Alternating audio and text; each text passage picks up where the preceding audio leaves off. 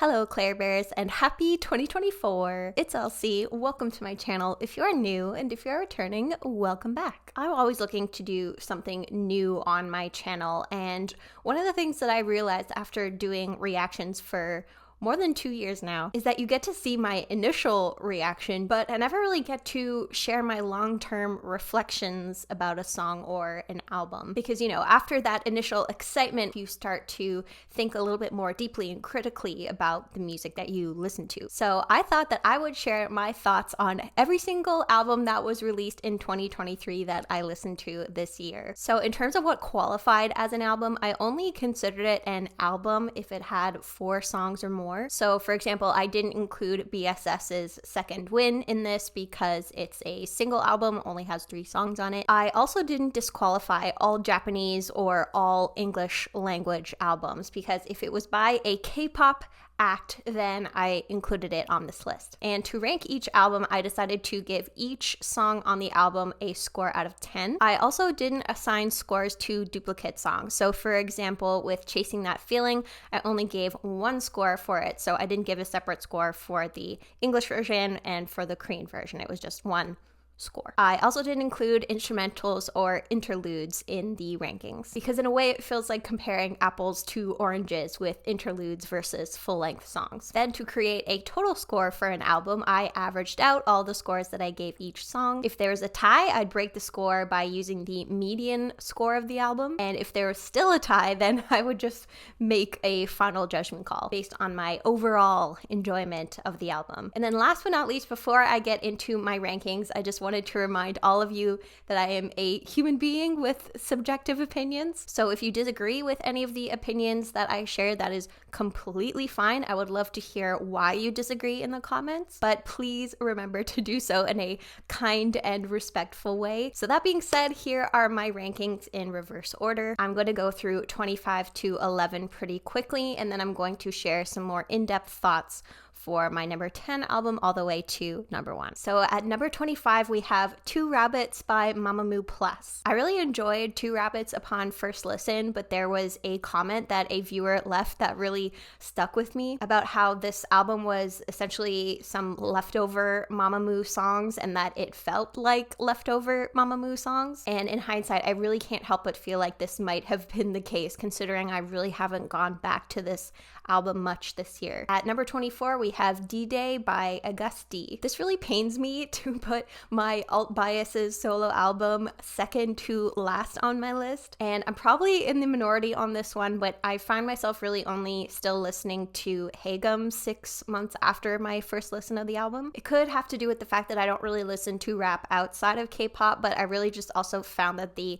B-sides started to blend together for me, at least. At number 23, I have 5 Star by Stray Kids. This album very much feels like a high energy, throw everything at the wall and see what sticks kind of album, which I feel like works for the most part. Hall of Fame and S-Class really exemplify that, but with almost the whole album at that level, I feel like I personally have to be in a very specific mood to listen to that album to get the most enjoyment out of this album. At number 22, we have Misamo's Masterpiece. Again, I really don't know why my biases solo projects aren't ranking higher right now. In this case, Momo and Sana are my twice biases, and then Mina is one of my bias wreckers. It's impossible to have a bias in twice, let's be honest. I loved Do Not Touch, and that in itself is a masterpiece, but the B-sides on this album didn't really wow me. At number 21, we have Monsta X's Reason. This is one of the first albums that I listened to this year, and maybe why it ended up falling down the rankings on my list, since it faded from my memory a little bit, but I feel like Monsta X is such an underrated group in K-pop, and I really cannot wait until they're all back from the military so we can have them together as a group once again. At number 20, we have Layover from V. I was surprised but also not surprised that V's solo album took this lo-fi meets jazz direction. It's a song and a vibe that I really enjoy, but I feel like a little bit more distinction between all of the songs could have made that vibe even better. At number 19, we have The Sound by Stray Kids. This album felt a bit more focused to me than 5 Star. I really enjoyed the shifts in energy and tone throughout the album. There's nothing in particular that really detracted from this album for me. I just found that I was enjoying other albums a little bit more this year. At number 18, we have Ready to Be by Twice. I'm so glad that Twice has decided to lean in fully to this dance pop genre, especially with Ready to Be. This album is always such a pick-me-up for me, but I'm just really not wild about Blame It On Me, and my rating of Blame It On Me somewhat tanked the ranking of the album. At number 17, we have Heat by Idol. I initially enjoyed these songs on first listen than I Feel, and I still do enjoy this album quite a bit, but I think over time as I listened to it, the fact that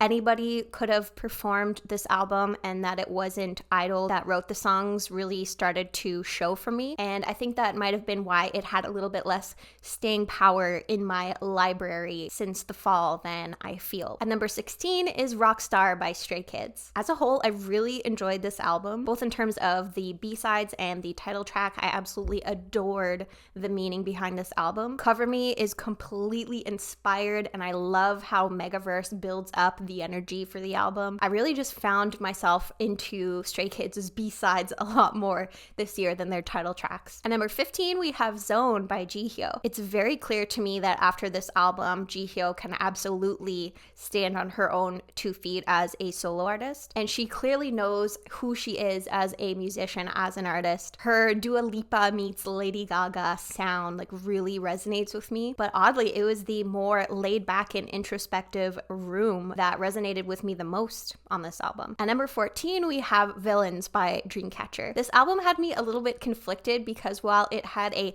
classically DC song like Rising and a summer holiday era track in We Are Young, which I both really enjoyed, part of me has always been interested in whether the group should try something new, and OOTD did feel like an attempt at that with an almost like G-Idol-like level of critique, but I ultimately enjoyed Bon Voyage more as a title track, and I'm realizing maybe that their classic sound works so well because that's what they do best. At number 13, we have Youth in the Shade by Zero Base One. The debut landing so high on my list is really a true testament to Zero Base One's talent and their fresh sound. Those drum and bass elements laced throughout their discography has been such a pleasure to discover, and Back to Zero Base was one of my favorite B-sides of the year. At number 12, we have I Feel by Idol. Queen Card is an incredibly polarizing title track, but for me, I really feel like it anchors this album, and I've been really enjoying getting to know the different members of Idol as songwriters. Paradise was absolutely on repeat throughout my summer, and Minnie is really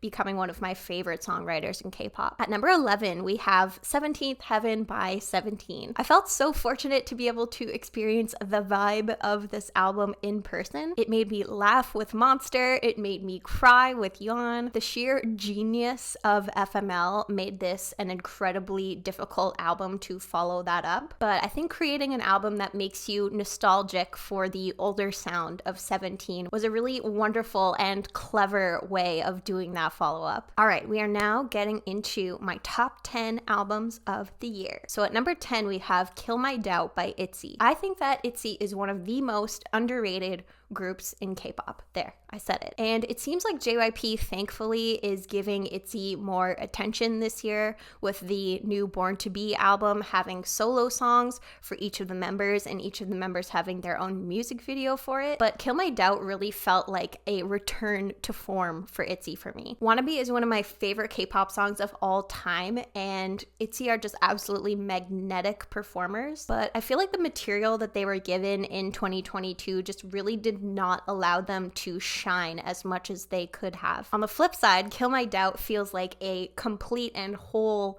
album that allows ITZY to show off their talents. Bet On Me felt like such a statement to make at the beginning of the album, really showing us and not just telling us that ITZY shouldn't be counted out. I like Cake a lot more than the average person, I feel like. It's honestly a lot of fun. I loved hearing Ryujin's vocal performance on None of My Business, and Killshot is one of my favorite B-sides of the year. Definitely my favorite ITZY B-side. At number 9, we have Face by Jimin. His solo debut was personally the one I was most excited for out of any of the BTS members because I just feel like he's the member I am most like. So I was really curious to hear what he had to say and what kind of story he was going to tell with his music. And it really did not disappoint. He really gives off this like ray of sunshine vibe, but his vulnerability on this album and really exposing that dark side of himself and what he struggled through during the pandemic was just really touching. I was just completely taken aback from moment one with Face Off, and the spellbinding synth wave of Like Crazy just had me absolutely hooked. It's in my top 5 songs of 2023, so more on Like Crazy later. So while Jimin is really known for his angelic qualities in terms of his visuals, his voice, his performance, I think he's shown the value of showing that angelic side as well as that more dark and sinful side with Face. At number 6, we have Melting Point by Zero Base One. After having one of the most successful debuts of all time with Zero Base One, they had a very tall task ahead of them with Melting Point. Not just in terms of following up that debut and proving that you were worthy of that success, but they also had to do that so soon after they debuted, with this album coming out only 4 months after Youth in the Shade. And Youth in the Shade was great for me, but Melting Point for me was even better. The song Melting Point to me is ZB1 at their absolute best, with a level of sweetness that just feels so genuine rather than pandering as those songs can sometimes feel. Take My Hand is reminiscent of some of my favorite early 2000s dance tracks. Crush almost makes you forget about that sugary sweetness the album started out with its intensity. And then Kid Zone and Goodnight feel like such safe space songs. It feels like a true comfort album, and I cannot wait to see what ZB1 accomplishes in 2024. At number 7, we have The World EP2 Outlaw by ATEEZ. I feel like Outlaw is an excellent example of an album that is greater than the sum of its parts. I didn't really find myself this year going that out of my way to listen to any individual songs on Outlaw, but I found myself playing it from start to finish a lot. It was one of my most listened to albums of 2023. And for as serious as The World EP1 was as an album, it's one of my favorites in ATEEZ's discography. I really enjoyed seeing the members embrace their more playful side on this album with tracks like Bouncy and Outlaw. I was also left wondering after EP1 whether they would be able to top their absolute supernova of a B-side of Cyberpunk. And while I still like Cyberpunk more, I feel like Dune is pretty close for me. More on that later in my top 50 K-pop songs video, but ATEEZ's big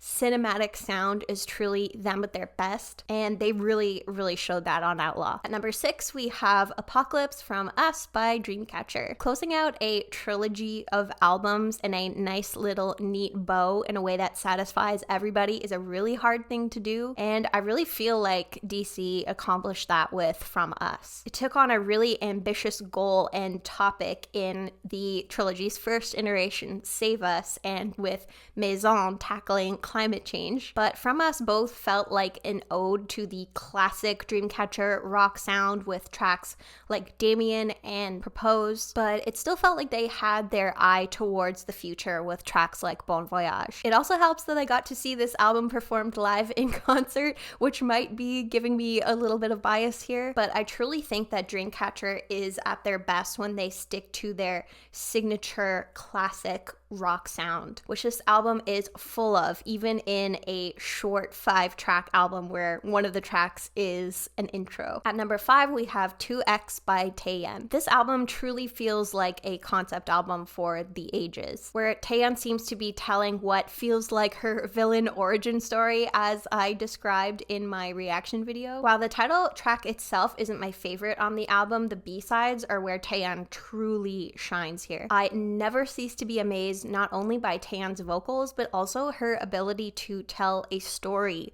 through her vocals. And with the jazzy Melt Away and the ballad All for Nothing, you just feel this incredible sense of connection to her and her story. She also just never shies away from a difficult subject in a song, which I truly admire. I Envy You is one of my favorite K-pop songs of all time, and the album itself was one of my favorites of 2022, so I feared that Taeyeon would not be able to top it. And while I couldn't necessarily put 2X in I Envy You territory, Taeyeon certainly proves in 2X that she is just a titan of the industry, and why after decades in the industry, she truly has something to contribute and still has something incredibly valuable to say. At number 4, we have the Dream Chapter Temptation by Tomorrow by Together. Just like with Taeyeon following up on I Envy You with 2X, I just had no idea how TXT could manage to follow up on Thursday's Child, which might just be my favorite K-pop album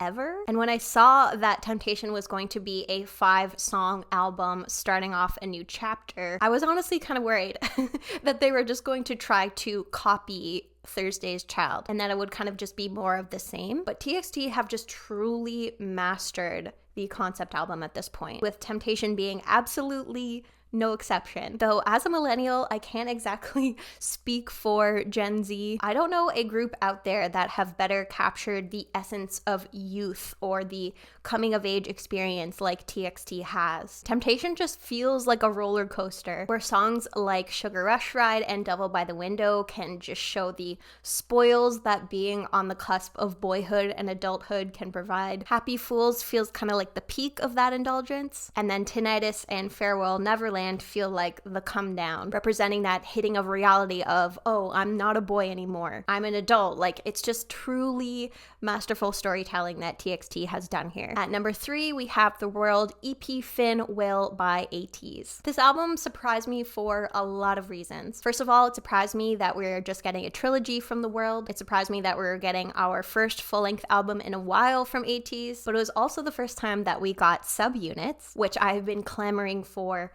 forever, and they were absolutely worth the wait. It was so fantastic to hear more from the members in terms of their vocals, in terms of their POV, what they had to say in a song that they co-wrote, from the sensuality of It's You to the absolutely gorgeous vocals from Jongho on Everything. These songs were just everything I could have wanted and more. And that was only a fraction of the album.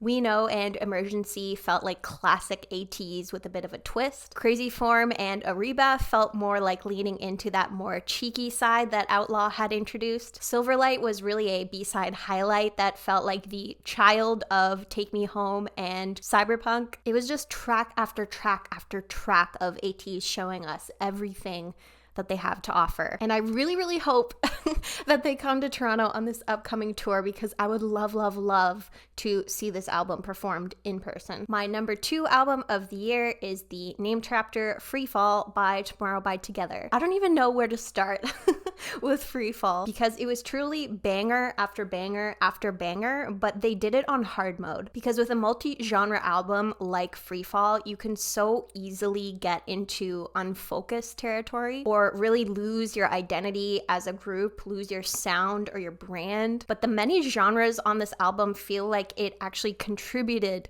to the overall message of this album, which built on the themes of temptation by trying to establish your identity and figure out who it is that you are. Like, in what world can you make an album with a new metal track, a synthwave track, an R&B track, a grunge song, yet still somehow have a cohesive theme and sound? It honestly seems like a Herculean, if not impossible, task. But TXT succeeded, and the producers of this metal should win an award, seriously. And it was really difficult to not make this entire album my whole list of top 50 K-pop songs of the year. I truly feel like any fan of any genre of music can find something to enjoy on Free Fall. Now at number 1, Moment of Truth. That was my attempt at a drum roll. My number 1 K-pop album of the year is FML by 17. I feel like the fact that this album is called FML merits the number 1 spot on my list alone, but in all seriousness, this album is just an out and out masterpiece. At just 6 songs, it's short and sweet, but each song has its own unique POV and feels like it has something to say. For a group that mostly lives in that bright and upbeat pop sphere, they sound almost unrecognizable on F My Life, but in the best way, and S.Coups' raw vocals just draw you in from moment one. Super is my favorite K-pop song of 2023, so I will save my thoughts on that for my top 50 K-pop songs video. The Michelin tire line from Vernon in Fire, Stuff of Legend, and then I Don't Understand But I Love You had a chokehold on me for the entire month of May. And that song just stemmed entirely from a fan comment on a live. Like, what? How clever is that? The brilliance of this album just knows no bounds. Every single song just completely and absolutely slaps. FML is the true definition of a no-skip album. So there you have it, folks. Those are the 25 albums that I listened to this year, that came out this year, and my thoughts on all of them. So if there is an album that was not on my list, it's because I haven't heard it. So if there was an album that you really enjoyed that was not on my list and you think that I should check it out, definitely let me know what it is down in the comments. And what did you think about my list? Do you agree? Do you disagree with some of my rankings, some of my thoughts? Let me know down in the comments, but again, please keep it respectful and kind. I would appreciate that greatly. Though as much as I say that, I fully expect to get roasted in the comments. I feel like 2023 was a really great year in K-pop, and I'm really looking forward to both sharing my top 50 K-pop songs of 2023, but then also doing a reaction to your favorite K-pop songs of 2023, which I'm going to be releasing in the coming days. So definitely stay tuned for both of those videos, but in the meantime, hope you're doing well, hope you're staying safe, hope you're taking care of yourself, and I hope that you have an absolutely wonderful 2024.